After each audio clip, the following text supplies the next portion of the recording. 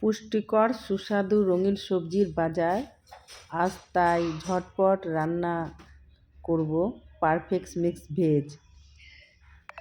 তো দেখো, আমি সব সবজিগুলোকে সুন্দর করে টুকরো টুকরো করে কেটে রেখেছি।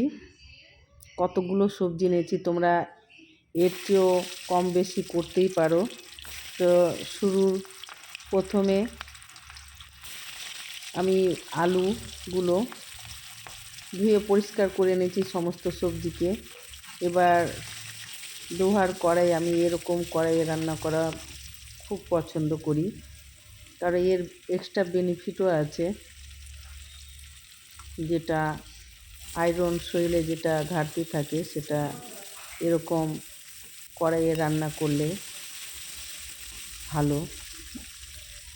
তা আলুগুলো আগে আমি নুন আর হলুদে ভেজে নিয়েছি। তার সঙ্গে গাজর, মূলো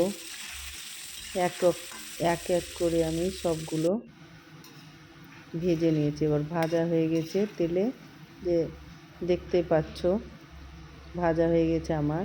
এবার তেল ঝরিয়ে আমি আরেকটা লোহার কড়াইয়ে রেখে দিচ্ছি।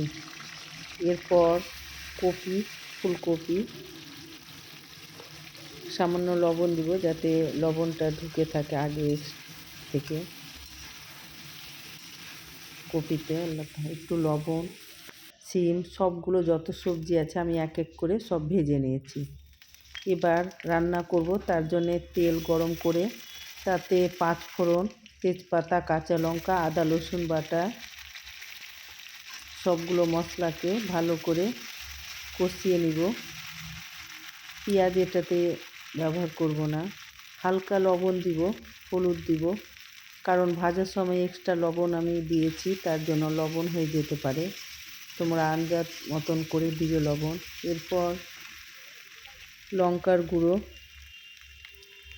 আর রেডিমেড ভেজিটেবল মশলা, তোমরা এটা ব্যবহারও করতে পারো, নাও করতে পারো। এটা দিলে ভালো লাগে, সবজির টেস্টটা একটা আলাদাই আসে। কষানো হয়ে গেছে, এর মধ্যে ভাজা সবজিটা এক এক করে আমি দিয়ে সমগ্র সবজিকে নাড়াচাড়া করব। এইভাবে দেখতে পাচ্ছ কত সুন্দর কালার এসছে, দেখে লাগছে রামধনু মতন।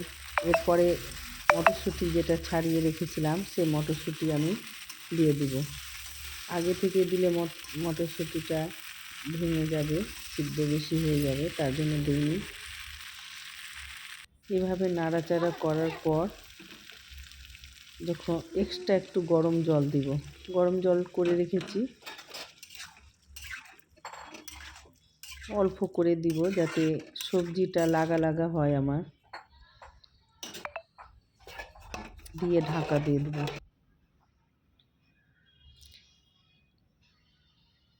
সিদ্ধ হয়ে গেছে। এরকম শীতকালে অনেক রকম সবজি পাওয়া যায়, তার দিয়ে এরকম মিক্স ভেজিটেবল খেতে খুব টেস্ট লাগে। লাস্ট রান্না হয়ে গেছে, তখন একটু হালকা চিনি দিয়ে নামিয়ে নেব আমি সবজিটাকে। এবার একটা ডিশে আমি বের করব পরিবেশনের জন্য। এরকম নিরামিষ সবজি থাকলে মাছ মাংসের কোনো দরকারই পড়বে না ভাতের সঙ্গে। রেসিপিটি তোমাদের যদি ভালো লাগে অবশ্যই বাড়িতে ট্রাই করবে এবং লাইক, কমেন্ট, শেয়ার করার অনুরোধ রইল। আজ আসি, অন্য কোনো রেসিপির সঙ্গে দেখা হবে। ততক্ষণ ভালো থেকো, সুস্থ থেকো।